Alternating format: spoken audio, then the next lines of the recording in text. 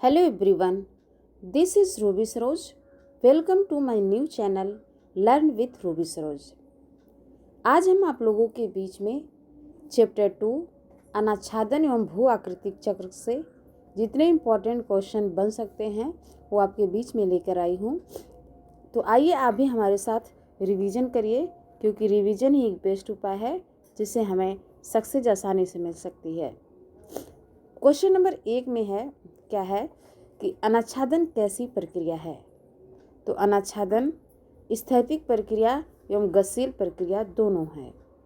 तो इस प्रकार पहला का सी सही है। दूसरा है कि धरातल पर टूटी हुई ढीली एवं मुलायम चट्टानों को एक स्थान से दूसरे स्थान पर स्थानांतरित करने वाली प्रक्रिया को क्या कहते हैं? अपरदन। तो इस प्रकार दूसरा का डी सही है। अपरदन की शक्तियों में शामिल है नदियाँ, हिम नदियाँ, समुद्री तरंग, ये सभी। तो तीसरा का डी सही है। नदियाँ, हिम नदियाँ, समुद्री तरंगे, ये सभी जो है कि अपरदन की शक्तियों में शामिल हैं। क्वेश्चन नंबर 4 है कि धरातल पर अक्षय अपरदन के सामूहिक प्रभाव को क्या कहते हैं? तो अनाच्छादन। धरातल पर अक्षय एवं अपरदन के सामूहिक प्रभाव को अनाच्छादन कहते हैं। क्वेश्चन नंबर 5 है अपक्षय की प्रक्रिया क्या बताती है? तो अपक्षय की प्रक्रिया सेल सामग्री का खंडित होना बताती है। क्वेश्चन नंबर 5 है अपक्षय की प्रक्रिया क्या बताती है? अपक्षय की प्रक्रिया सेल सामग्री का खंडित होना बताती है। क्वेश्चन नंबर 6 विघटन प्रक्रिया का संबंध है। विघटन प्रक्रिया का संबंध भौतिक प्रक्रिया से है। क्वेश्चन नंबर 7 ओनियन अपक्षय मुख्य रूप से क्रियाशील होते हैं रेगिस्तानी एवं अर्ध रेगिस्तानी में। जो ओनियन अपक्षय है मुख्य रूप से क्रियाशील होते हैं रेगिस्तानी एवं अर्ध रेगिस्तानी में। तापांतर के कारण चट्टानों का परतों का रूप में अलग होना कहलाता है अवदलन। तापांतर के कारण चट्टानों का परतों के रूप में अलग होना क्या कहलाता है? तो क्वेश्चन नंबर 8 का सी सही है। क्वेश्चन नंबर 9 है यांत्रिक अपक्षय के प्रमुख कारकों में शामिल है। तो ताप परिवर्तन, दाब मुक्ति और जमना पिघलना, ये सभी यांत्रिक अपक्षय के प्रमुख कारक हैं। फिर इसके बाद क्वेश्चन नंबर 10 है कि निम्नलिखित में यांत्रिक अपक्षय की तुलना में रासायनिक अपक्षय ज़्यादा प्रभावपूर्ण होता है। तो यांत्रिक अपक्षय की तुलना में रासायनिक अपक्षय ज़्यादा प्रभावपूर्ण होता है शीत शीतोष्ण क्षेत्र में। यांत्रिक अपक्षय की तुलना में रासायनिक अपक्षय ज़्यादा प्रभावपूर्ण होता है शीत शीतोष्ण क्षेत्र में। तो 10 का डी सही है। क्वेश्चन नंबर 11 रासायनिक अपक्षय की कौन सी प्रक्रिया लोहे पर जंग लगने का कारण है? तो वह है ऑक्सीकरण। ऑक्सीकरण के कारण लोहे पे जंग लगते हैं। क्वेश्चन नंबर 12 में देखिए कि जिन चट्टानों में लोहे के यौगिक अधिक होते हैं उस पर रासायनिक अपक्षय की कौन सी प्रक्रिया अधिक सक्रिय होती है? तो ऑक्सीकरण। जिन चट्टानों में लोहे के यौगिक अधिक होते हैं उस पर रासायनिक अपक्षय की कौन सी प्रक्रिया होती है? तो ऑक्सीकरण। क्वेश्चन नंबर 13 है कि निम्नलिखित में से कौन सा प्रक्रम चूना प्रदेश में सेलों का अपक्षय करता है? तो कार्बोनेटीकरण।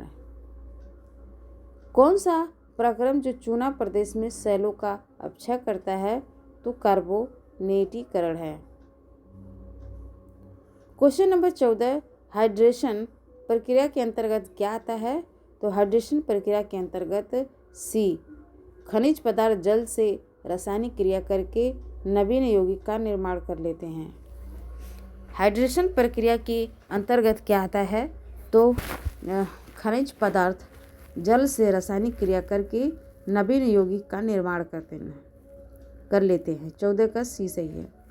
15 के निम्नलिखित में से कौन सा यांत्रिक तथा रासायनिक अपक्षय में सहयोग प्रदान करता है? तो वनस्पतियाँ। कौन सा यांत्रिक तथा रासायनिक अपक्षय में सहयोग प्रदान करता है? तो वह है वनस्पतियाँ। कौन अपक्षय को प्रभावित करते हैं? तो अपक्षय को प्रभावित करते हैं सेलों की प्रकृति, जलवायु, वनस्पति, स्थल की ढाल, ये सभी जो है अपक्षय को प्रभावित करते हैं। वर्तमान भूत की कुंजी है, यह कथन किसका है? तो जेम्स हटन का। ये क्वेश्चन बार बार पूछा जाता है, इसलिए आप लोग इसे एकदम रट ले कि वर्तमान भूत की कुंजी कौन है? तो जेम्स हटन। क्वेश्चन नंबर 18 है कि दृश्य भूमि संरचना, प्रक्रिया और अवस्था का प्राकार्य फलन होता है। यह अवधारणा किसके द्वारा प्रस्तुत की गई? तो डेविस के द्वारा। दृश्य भूमि संरचना, प्रक्रिया और अवस्था का प्रकार या फलन होता है, यह अवधारणा किसके द्वारा प्रस्तुत की गई थी? तो डेविस के द्वारा। डेविस के त्रिकूट में किसे शामिल नहीं किया जाता है? तो स्थिति को। डेविस के त्रिकूट में स्थिति को शामिल नहीं किया जाता है। डेविस ने अपर्दन चक्र की किस अवस्था में ऊंचाई और उच्चावच दोनों में वृद्धि को माना है? तो प्रथम अवस्था में। 20 का ए। डेविस ने अपर्दन चक्र की किस अवस्था में ऊंचाई और उच्चावच दोनों में वृद्धि को माना है? तो प्रथम अवस्था में। क्वेश्चन नंबर 21 में कहा गया है कि किसने स्तर रूपों का विकास समय आधारित न होकर समय स्वतंत्र माना था? तो पेंक। 21 में कहा गया कि स्तर रूपों का विकास समय आधारित न होकर के समय स्वतंत्र माना था। तो पेंक ने। पेंक ने अपर्दन चक्र की शुरुआत कहाँ से की है? तो प्राइमारम से। पेंक ने अपर्दन चक्र की शुरुआत प्राइमारम से की है। 23 का कह रहा है कि कौन सा कथन असत्य है? तो ग्रेनाइट की तुलना में गेब्रो का अपक्षय धीमा होता है। ग्रेनाइट की तुलना में जो गेब्रो का अपक्षय होता है वो धीमा होता है। तो 23 का बी सही है। यही असत्य है। कह रहे कि कौन सा कथन असत्य है? तो 23 का बी, यही असत्य है। तो सत्य वाला देख लेते हैं। गहरे रंग की सेलों का अपक्षय हल्के रंग वाली सेलों की तुलना में तीव्रता से होता है। मोटे कण वाली सेलों का अपक्षय छोटे कण वाले सेलों की अपेक्षा तीव्रता से होता है। तो इस प्रकार 23 का बी रॉन्ग है और बाकी सब सही है। क्वेश्चन नंबर 24 में कहा गया इनमें कौन सा एक कथन सही नहीं है? तो 24 का ए जो है कि सही नहीं है और बाकी सब सही है। जो सही उसको देखते हैं। सिलिका पृथक्कीकरण रासायनिक अपक्षय का एक प्रकार है और कार्बोनेशन की क्रिया काष्ठ क्षेत्रों में अधिक होती है। टेरेस का निर्माण मुख्यतः तुषार क्रिया और गुरुत्वाकर्षण द्वारा होता है। तो इस प्रकार 24 का ये रॉन्ग है और बाकी सभी सही है। 25 में कहा गया है मिलान करने के लिए। तो अधिकतम तुषार क्रिया होती है परहिमनदीय द्वारा। जो परिहिमनदी द्वारा अधिकतम तुषार प्रक्रिया। अधिकतम यांत्रिक अपक्षय शुष्क में होता है। यांत्रिक शुष्क में होता है। अधिकतम रासायनिक अपक्षय, जो रासायनिक अपक्षय है वो आर्द्र उष्णकटिबंध में। आर्द्र उष्णकटिबंध में अधिकतम रासायनिक अपक्षय होता है और यांत्रिक अपक्षय शुष्क में होता है। मौसमी अधिकतम रासायनिक अपक्षय जो होता है आर्द्र शुष्क उष्णकटिबंधीय सवाना में। तो क्वेश्चन नंबर 25 का ये इम्पोर्टेंट है। तो इसमें एक बार फिर से देखते हैं कि अधिकतम तुषार क्रिया जो है परिहिमनदीय द्वारा और अधिकतम यांत्रिक अपक्षय शुष्क में। अधिकतम रासायनिक अपक्षय जो होता है आर्द्र उष्णकटिबंध में। मौसमी अधिकतम रासायनिक अपक्षय आर्द्र उष्णकटिबंध में। तो 25 का ए सही है। 26 का जो है कि सी सही है। 26 में कह रहा है कि अपक्षय चट्टान को विस्थापित किए बिना उसके लक्षण बदल देता है। जो अपक्षय है चट्टान को विस्थापित किए बिना उसके लक्षण को बदल देता है। क्रिस्टलीय चट्टानें अवसादी चट्टानों की तुलना में भौतिक अपक्षय के प्रति अधिक सुग्राही है। तो 1 और 2 दोनों सही है। अपक्षय चट्टान को विस्थापित किए बिना उसके लक्षण बदल देता है। क्रिस्टलीय चट्टानें अवसादी चट्टानों की तुलना में भौतिक अपक्षय के प्रति अधिक सुग्राही। तो 26 का सी सही है। 27 में भी मिलान करना है। तो 27 का बी सही है। तो कह रहे हैं कि बिना रासायनिक परिवर्तन के चट्टानों का विघटन होना क्या कहलाता है? तो यांत्रिक अपक्षय। बिना रासायनिक परिवर्तन के चट्टानों का विघटन यांत्रिक अपक्षय कहलाता है। चट्टानों का विगलन और विशेष जो है कि चट्टानों का विगलन और क्या है वियोजन क्या कहलाता है? रासायनिक अपक्षय। चट्टानों का विगलन और वियोजन क्या कहलाता है? रासायनिक अपक्षय। ऑक्सीकरण की प्रक्रिया ऋतु क्षरण का सर्वदेशिक लक्षण है। लौह यौगिकों पर ऑक्सीकरण का प्रभाव क्या कहलाता है? रासायनिक कक्षा में लाल, पीला, भूरा रंग। तो इस प्रकार से 27 का बी है। एक बार फिर देखते हैं। बिना रासायनिक परिवर्तन यांत्रिक अपक्षय में, बिना रासायनिक परिवर्तन चट्टानों का पिघलना होता है यांत्रिक अपक्षय द्वारा। चट्टानों का विघलन व वियोजन रासायनिक अपक्षय। ऑक्सीकरण की प्रक्रिया ऋतु क्षरण का सर्वादेशिक लक्षण है। लौह यौगिक पर ऑक्सीकरण का प्रभाव रासायनिक अपक्षय में लाल, पीला, भूरा रंग। तो 27 का बी। 28 का बोल रहा है कि सी सही है। 28 का करे कि फेल्ड्स्पार का रासायनिक अपक्षय होने पर क्योलिनाइड उत्पन्न होती है। फेल्ड्स्पार का रासायनिक अपक्षय होने पर क्योलिनाइड उत्पन्न होती है। फेल्ड्स्पार के रासायनिक अपक्षय के लिए जल आवश्यक है। तो कर 28 का सी सही है। फेल्ड्स्पार का रासायनिक अपक्षय होने पर क्योलिनाइड उत्पन्न होती है। फेल्ड्स्पार के रासायनिक अपक्षय के लिए जल आवश्यक है। तो कह रहे कि 1 और 2 दोनों सही है। क्वेश्चन नंबर 29 में कह रहे कौन सुमेलित नहीं है? तो कह रहे कि 29 का बी, यही सुमेलित है। अपवर्तन स्थैतिक गतिशील शक्ति। बाकी देखो, अपक्षय स्थैतिक शक्ति है। स्थैतिक शक्ति क्या है? अपक्षय। अपवर्तन शक्ति नदियाँ और हिमनदियों के द्वारा। और ऑक्सीकरण खनिजों में ऑक्साइड का निर्माण। ऑक्सीकरण जो खनिजों में ऑक्साइड का निर्माण से ऑक्सीकरण होता है। उस प्रकार 29 का बी सही नहीं है।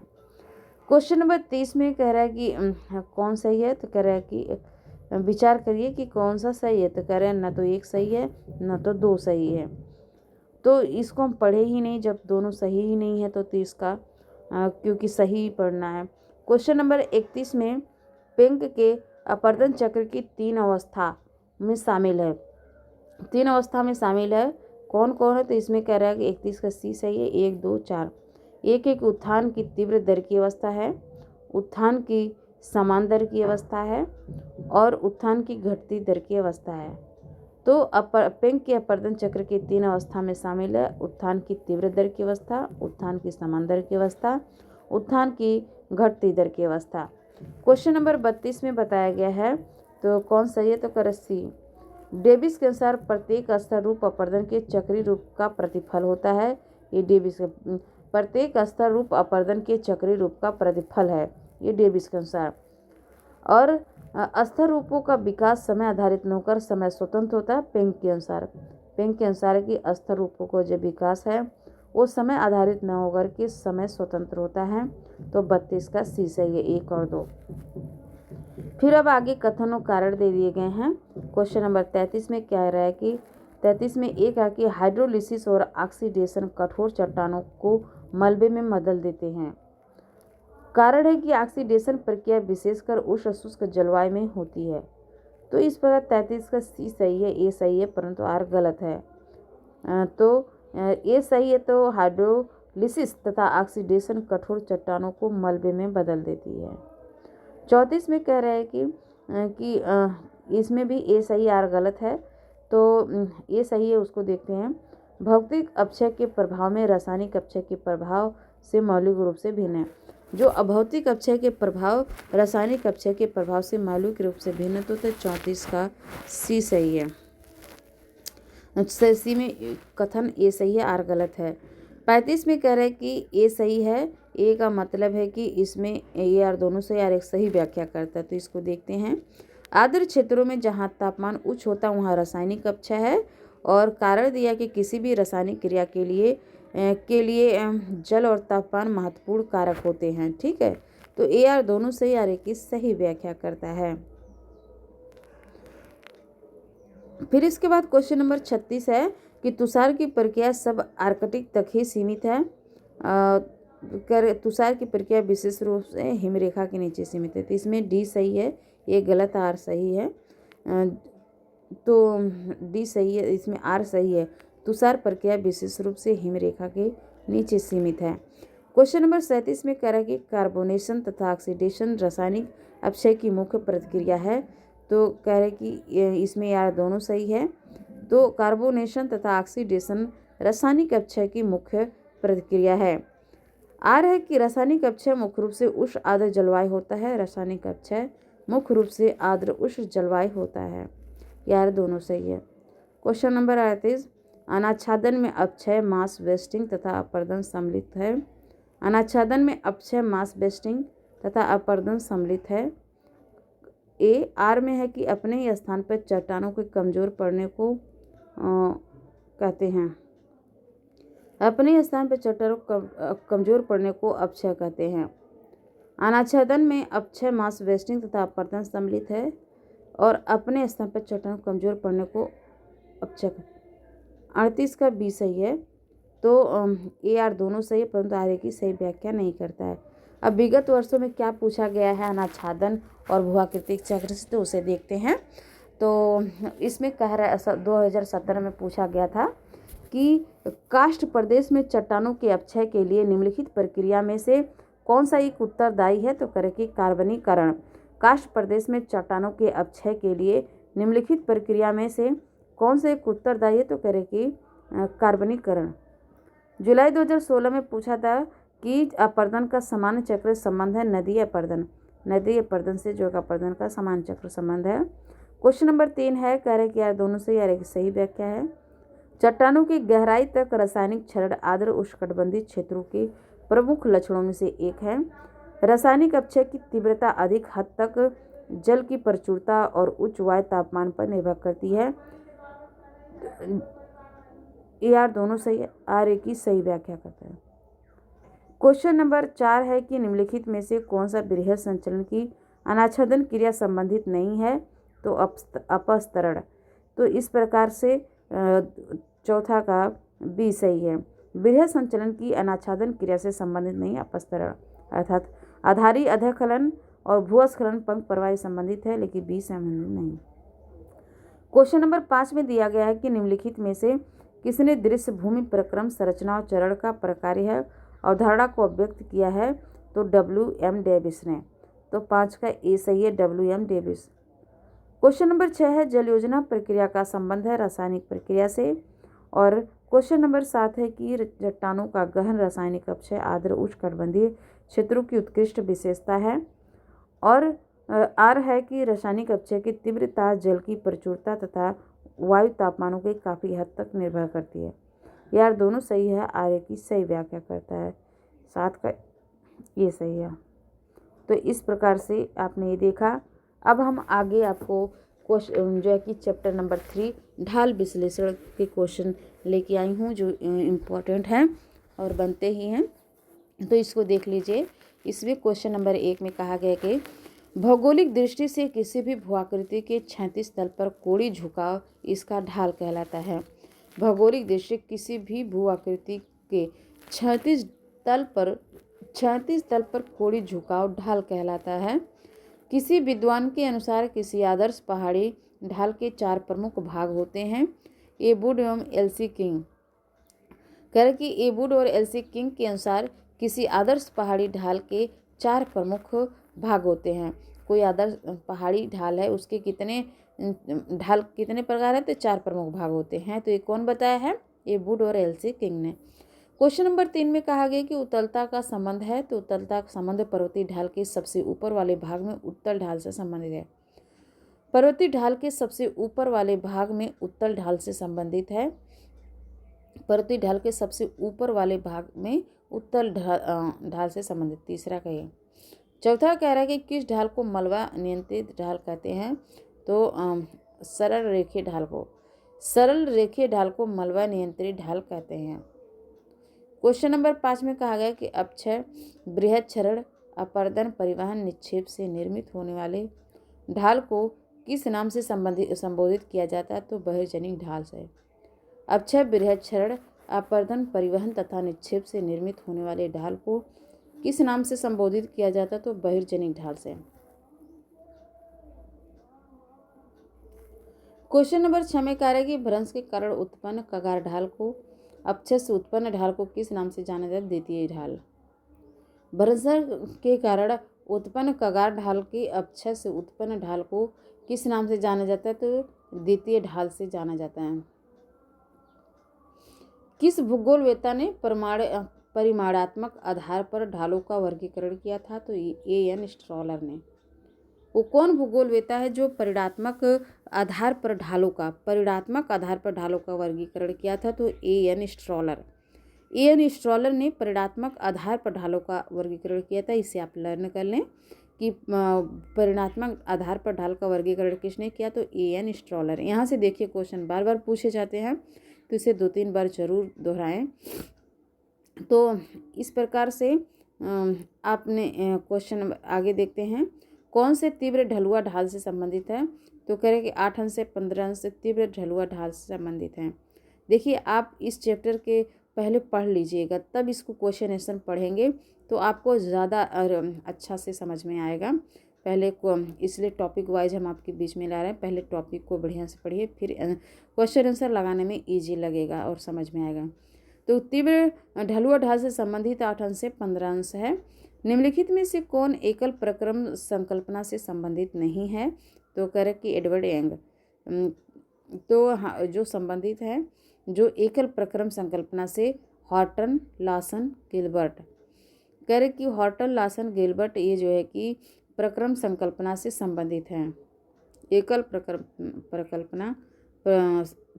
प्रक्रम संकल्पना से संबंधित है हॉर्टन, लासन और गिलबर्ट।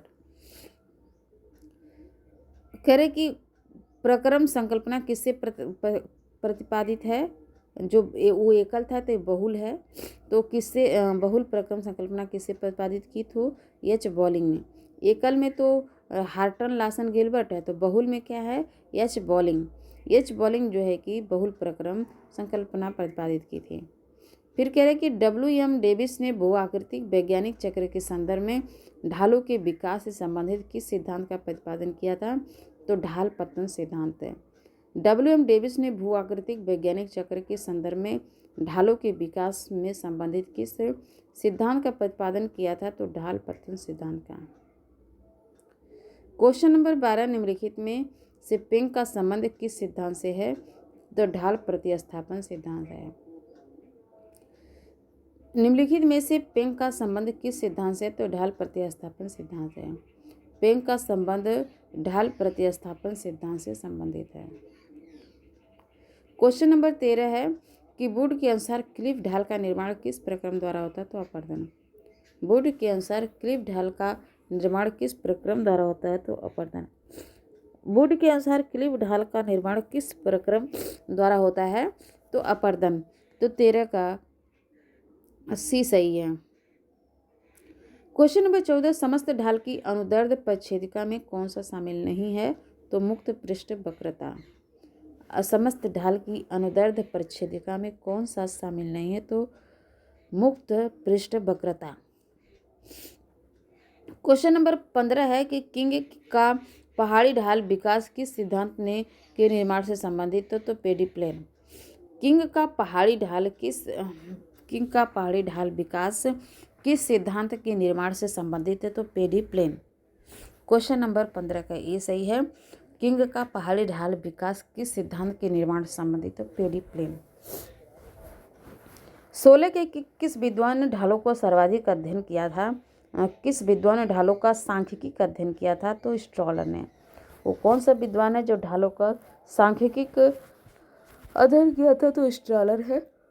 क्वेश्चन नंबर 17 है कि किस विद्वान के अनुसार किसी भी क्षेत्र में निवर्तनशील ढालों की अधिकतम कोण वाली ढालों की ढाल पतन की अपेक्षा समानांतर निवर्तन ही अधिक महत्वपूर्ण होता है? तो स्ट्रॉलर।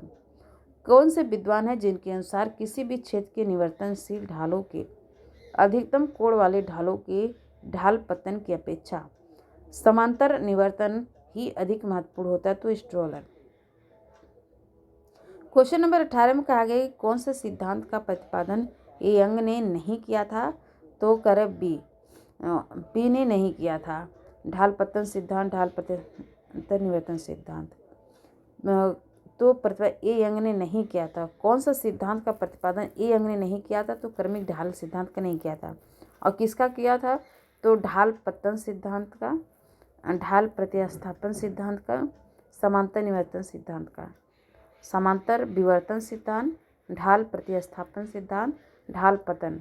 ढाल प्रतिस्थापन सिद्धांत और समांतर विवर्तन सिद्धांत ये सब संबंधित है। ये यंग ने किया था, लेकिन इसका बी सही नहीं है। ढाल प्रतिस्थापन की स्थिति में अवतलता का विस्तार ढाल पर कितने प्रतिशत पर होता है? तो 60%। जो ढाल प्रतिस्थापन की स्थिति में अवतलता का विस्तार ढाल पर कितने प्रतिशत पर होता है? 60%।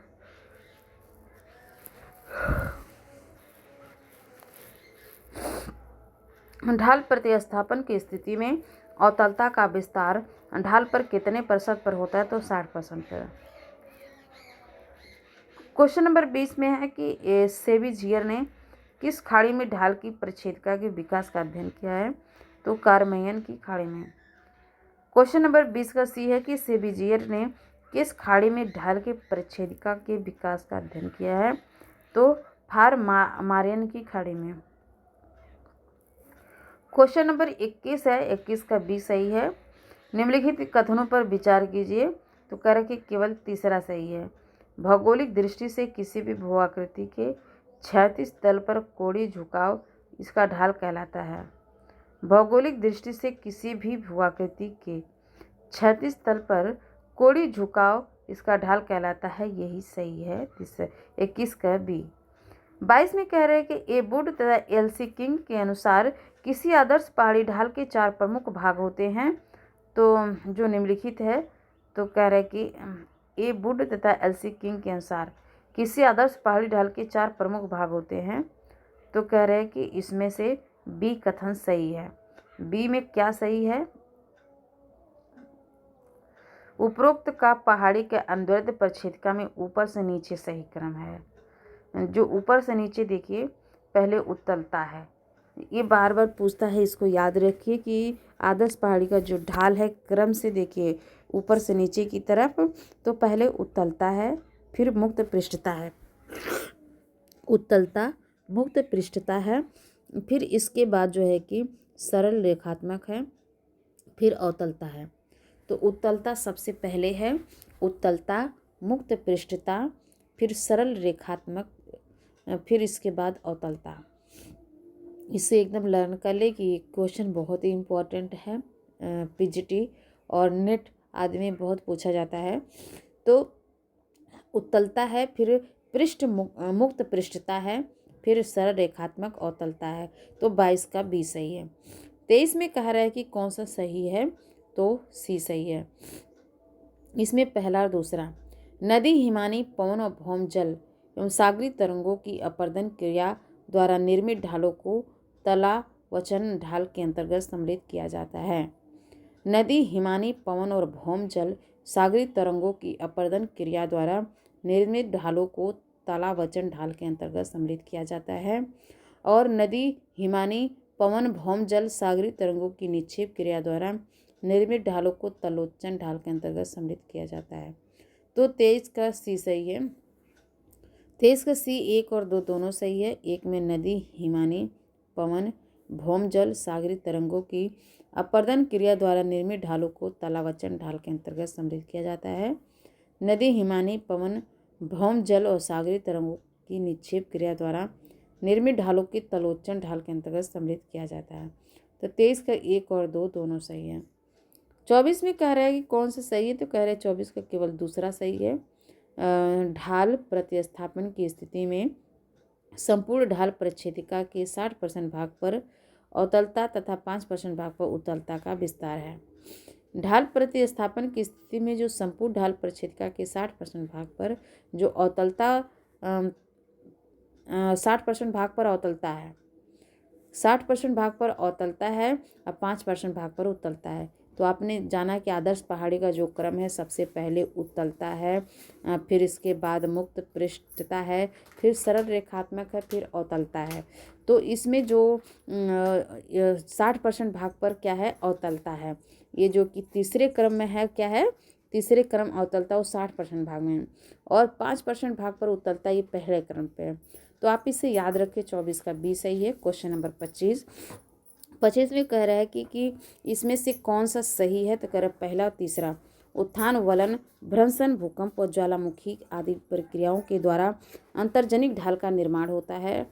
ये सही है। बाह्य फिर तीसरा सही है। तो ढाल का उत्तर से अवतलन में परिवर्तन प्रवाहित जल के अपर्दन से प्राप्त मलबे का निक्षेप पर निर्भर करता है। ढाल का उत्तर से अवतलन में परिवर्तन प्रवाहित जल के अपर्दन से प्राप्त मलबे का निक्षेप पर निर्भर करता है। तो 25 का पहला और तीसरा सही है। 26 में कह रहे हैं कि एकल प्रक्रम संकल्पना को प्रतिपादित करने वाला विद्वान कौन है। तो 26 का कह रहे हैं कि बी सही है, पहला, दूसरा, चौथा। हार्टन, गिलबर्ट और लासन, हार्बर्ट, गिलबर्ट और लासन जो है कि ये सभी सही है। तो एकल प्रक्रम संकल्पना से संबंधित है। 26 का क्या है, बी सही है। 27 में कह रहे हैं कि इसमें मिलान करना है। तो इसमें मिलान करने के लिए एक का ए है। तीव्र ढाल जो है कि 18 अंश से 30 अंश, जो तीव्र ढाल है 18 अंश से 30 अंश है तीव्र ढाल। 3 का बी है। तो 30 से 45 अंश का अति तीव्र ढाल है। तीव्र ढाल, अति तीव्र ढाल जो है कि 30 से 45 अंश है। फिर चौथा का सी है। तो कगार ढाल 45 से 70 अंश है। और फिर इसके बाद दूसरा का डी है 10 अंश से 18 अंश सामान्य तीव्र ढाल। तो आप सबसे पहले ये समझ लीजिए कि सामान्य तीव्र ढाल जो है, सामान्य रूप से जो तीव्र ढाल है तो वो 10 से 18 अंश है। और फिर इसके बाद तीव्र ढाल है तो 18 अंश से 30 अंश है। अति तीव्र ढाल है 30 से लेके 45 अंश है। फिर इसके बाद कगार ढाल है तो 45 से लेकर 70 अंश है। तो इस प्रकार 37 का सी सही है। तो आप याद रखिए, सामान्य तीव्र ढाल, अति तीव्र ढाल, कगार ढाल, जिसमें 10 से क्या है 18 से 18 से 30 है, 30 से 45, 45 से 70। 27 का सी है। 28 का भी बी सही है। कह रहे कि एक का ए। हार्टन जो है एकल प्रक्रम संकल्पना से संबंधित है। जो हार्टन है एकल प्रक्रम संकल्पना से संबंधित है। हार्टन एकल प्रक्रम संकल्पना से संबंधित है। दूसरा का बी है। जो बॉलिंग है बहुल प्रक्रम संकल्पना से संबंधित है। तीसरा का सी है, डेविस ढाल पतन सिद्धांत से संबंधित है। चौथा का जो कि डी है कि वुड अनाच्छादन और ढाल संकल्पना से संबंधित है। अनाच्छादात्मक और ढाल संकल्पना संबंधित है वुड का। तो इसमें सीधे सीधे मिलान करना। जो हार्टन का है, हार्टन का एकल प्रक्रम संकल्पना याद रखिए, एकल प्रक्रम संकल्पना हार्टन का है। कौन? रिवार्ड टी हार्टन का है। और बहुल प्रक्रम जो संकल्पना है बॉलिंग का, एच बॉलिंग का। एकल हार्टन का है, बहुल जो है कि बॉलिंग का है। और ढाल पतन सिद्धांत डेविस का है। जो ढाल पतन सिद्धांत है किसका है? डेविस का है। और अनाच्छादात्मक ढाल संकल्पना वुड का है। जो अनाच्छादात्मक ढाल संकल्पना किसका है? तो वुड का है। 4 का डी है। तो एकल प्रक्रम से हार्टन का है, बहुल से एच बॉलिंग का है। ढाल पतन सिद्धांत डेविस का है। और ढाल पतन सिद्धांत किसका है? डेविस का। अनाच्छादात्मक ढाल संकल्पना वुड का है। तो आप इस प्रकार से इसे याद रखें। तो क्या हो जाएगा? 28 का क्या 28 का बी सही है। 29 को कह रहा है कि कौन सा, इसमें भी मिलान करना है। तो 4 का ए। पहाड़ी ढाल चक्र सिद्धांत एलसी किंग का है। पहाड़ी ढाल चक्र सिद्धांत किसका है? तो एलसी किंग का है। पहाड़ी ढाल चक्र सिद्धांत किसका है? पहाड़ी ढाल चक्र सिद्धांत एलसी किंग का है। बहुत इंपॉर्टेंट क्वेश्चन है, इसे याद रखें। और 3 का बी है कि अनाच्छादन ढाल सिद्धांत वुड का है। और पहला का सी है। तो कह रहे कि ढाल समांतर निवर्तन सिद्धांत या ए एलसी किंग का है, नहीं ए यंग का है। ढाल समानांतर निवर्तन सिद्धांत ए यंग का है। 2 का डी है। कह रहे कि क्रमिक ढाल सिद्धांत डेविस का है। जो क्रमिक ढाल सिद्धांत है वो डेविस है। क्रमिक ढाल सिद्धांत डेविस का। जो क्रमिक ढाल सिद्धांत किसका है? डेविस का है। पहाड़ी ढाल चक्र सिद्धांत एलसी किंग का है। जो पहाड़ी ढाल चक्र सिद्धांत है एलसी किंग का, पहाड़ी ढाल चक्र सिद्धांत एलसी किंग का है। पहाड़ी ढाल चक्र सिद्धांत एलसी किंग का है। पहाड़ी ढाल चक्र सिद्धांत एलसी किंग का है। पहाड़ी ढाल चक्र सिद्धांत एलसी किंग का है। और 3 का बी है अनाच्छादात्मक ढाल सिद्धांत वुड का है। अनाच्छात्मक ढाल सिद्धांत वुड का है। पहला का सी है कि ढाल समांतर निवर्तन सिद्धांत ए यंग का है। ढाल समांतर निवर्तन सिद्धांत ए यंग का है। और 2 का डी है क्रमिक ढाल सिद्धांत डेविस का है। तो इस प्रकार कह रहे हैं कि 29 का ये सही है। 30 में मिलान करना है कि फिर अब देखिए ये चारों आ गया है। तो अब सबसे पहले आप तो पीछे ऊपर पढ़े थे ना कि सब पहला क्या है क्या है उत्तलता है, फिर इसके बाद क्या है मुक्त पृष्ठ ढाल है, फिर तीसरा अवतल ढाल है, चौथा क्या है सरलरेखी ढाल है। तो सबसे पहले जो पहला है उत्तलता है उसको देखते हैं। उत्तलता कह रहे हैं कि ये पर्वतीय ढाल का सबसे ऊपरी भाग में मिलता है। पर्वतीय ढाल के सबसे ऊपरी भाग में क्या मिलता है उत्तलता। फिर इसके बाद मुक्त पृष्ठ ढाल, जो मुक्त पृष्ठ ढाल है बी का दूसरा का बी है, दूसरा का क्या है बी है। तो कह रहे कि शिखरी उत्तलता के ठीक नीचे दीवार के समान मिलता है। जो शिखरी उत्तलता के ठीक नीचे की जो दीवार का समान मिलता है वो मुक्त पृष्ठ ढाल है। फिर इसके बाद सरल रेखी ढाल क्या है, तो तीसरा का सी है। तो कह रहे कि मुक्त पृष्ठ ढाल तथा अवतल ढाल के मध्य भाग में मिलता है सरल रेखी ढाल। और चौथा अवतलन ढाल आदर्श ढाल परिच्छेदिका के सबसे निचले भाग में मिलता है। तो आप याद रखिए इस क्वेश्चन को, बहुत ज़्यादा इम्पोर्टेंट है कि आदर्श ढाल पहाड़ी सिद्धांत किसका है। तो पहाड़ी ढाल चक्र सिद्धांत एलसी किंग का है, ये तो याद रखेंगे। और इसके कितने भाग है, तो 4 भाग है। एक तो उत्तलता है, दूसरा जो है कि क्या है वो मुक्त पृष्ठ ढाल है, तीसरा जो है कि सरल रेखी ढाल है, चौथा अवतल ढाल है। जो उत्तलता है ये पर्वतीय ढाल के सबसे ऊपरी भाग में मिलता है।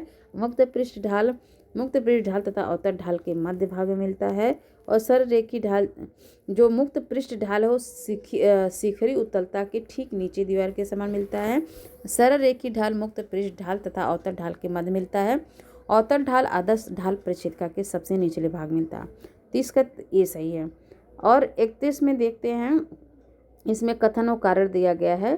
कह रहे हैं कि डी सही, इसमें ए गलत है, आर सही है। तो आर सही है, उसको उसी को देख लेते हैं जो सही है। तो उत्तल ढाल के निर्माण में मुख्य रूप से 2 प्रक्रम अपक्षय एवं मृदा सर्पण काम करते हैं। उत्तल ढाल के निर्माण में मुख्य रूप से 2 प्रक्रम अपक्षय एवं मृदा सर्पण काम करते हैं। उत्तल ढाल के निर्माण में मुख्य रूप से 2 प्रक्रम अपक्षय और मृदा सर्पण काम करते हैं। ठीक है। और 32 में कह रहा है कि 32 में ये सही है कि यार दोनों सही है, सही व्याख्या करता है। तो डेविस के अनुसार अपर्दन की व्यवस्था में तीव्र ढाल का विकास होता है। अपर्दन की व्यवस्था में नदी द्वारा निम्नवर्तीय कटाव अधिक होता है। डेविस के अनुसार अपर्दन की व्यवस्था में तीव्र जो है कि उत्तल ढाल का विकास होता है। अपर्दन की युवावस्था में नदी द्वारा निम्नवर्तीय कटाव अधिक होता है। तो 32 के यार दोनों सही है, सही व्याख्या करता है।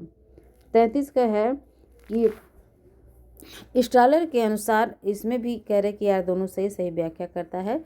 स्ट्रालर के अनुसार यदि सभी ढाल निर्माणक प्रक्रम तथा की अवस्था में समान है तो औसत अधिकतम ढाल का कोण भी समान होता है और अलग अलग ढालों की अधिकतम कोण में अंतर नगण्य होता है।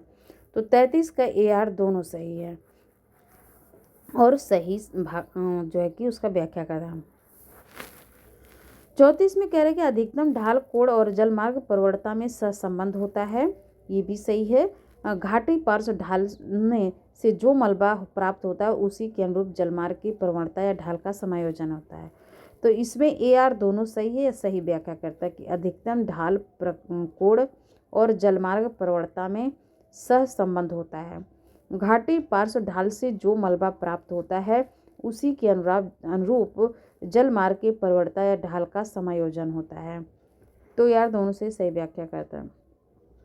ढलान प्रोफाइल उत्थापन क्रिया की परिस्थितियों के अनुसार उत्तल, समतल अथवा नतोदर होती है, किसने कहा है, तो पेंक ने। ढलान प्रोफाइल उत्थापन क्रिया की परिस्थितियों के अनुसार उत्तल समतल नतोदर होती है। ये किसने कहा? तो पेंक ने। फिर दिसंबर में ये पूछा गया 2014 में क्वेश्चन है कि ऊपर से नीचे तक ढलान वाली भूमि के विभिन्न भागों को संसूचित करने के प्रयुक्त परिभाषित शब्दावली के सही क्रम को चिन्हित कीजिए। तो कह रहे तीसरा बढ़ता ढाल है और चौथा जो है कि खुला अंतरांग है। बढ़ता ढाल, खुला अंतरांग, मलबा युक्त ढाल, कम होता ढाल। बढ़ता ढाल, खुला अंतरांग, बढ़ता ढाल, खुला अंतरांग, मलबा युक्त ढाल, कम होता ढाल। बढ़ता ढाल, खुला अंतरांग, मलबा युक्त ढाल, कम होता ढाल। तो इस प्रकार डी सही है। इसमें क्या है कि ये सही है तीसरा का। इसमें एक मिलान करना है कि 3 का ए। JW पावेल आधार स्तर है। पावेल का जो है JW पावेल उनका आधार स्तर है। पावेल का क्या है? आधार स्तर है, याद रखिए, बहुत इम्पोर्टेंट है। आधार स्तर पावेल का है। फिर इसके बाद दूसरा का बी है। पेंक का जो है कि समांतर निवर्तन है। समांतर निवर्तन पेंक का जो समांतर निवर्तन है वो पेंक का है और आधार स्तर पावेल का है। फिर इसके बाद 4 का सी है। WM डेविस अपर्दन चक्र। अपर्दन चक्र WM डेविस है। और डी का जो है कि पहला है धारा दक्षता क्षमता गिलबर्ट का है। तो याद रखिए आधार स्थल पावेल का है, समांतर निवर्तन किसका है? पेंक का है, अपर्दन चक्र डेविस का है, धारा दक्षता और क्षमता GK गिलबर्ट का है। धारा दक्षता और क्षमता किसका है? GK गिलबर्ट का है। और ढाल प्रतिस्थापन मॉडल किसने प्रतिपादित किया था? तो पेंक ने। जो ढाल प्रतिस्थापन मॉडल किसने प्रतिपादित किया था? तो पेंक ने। ढाल प्रतिस्थापन मॉडल पेंक ने प्रतिपादित किया था। तो इस प्रकार से आपको हम 2 चैप्टर आज हम लोगों ने पढ़ा है।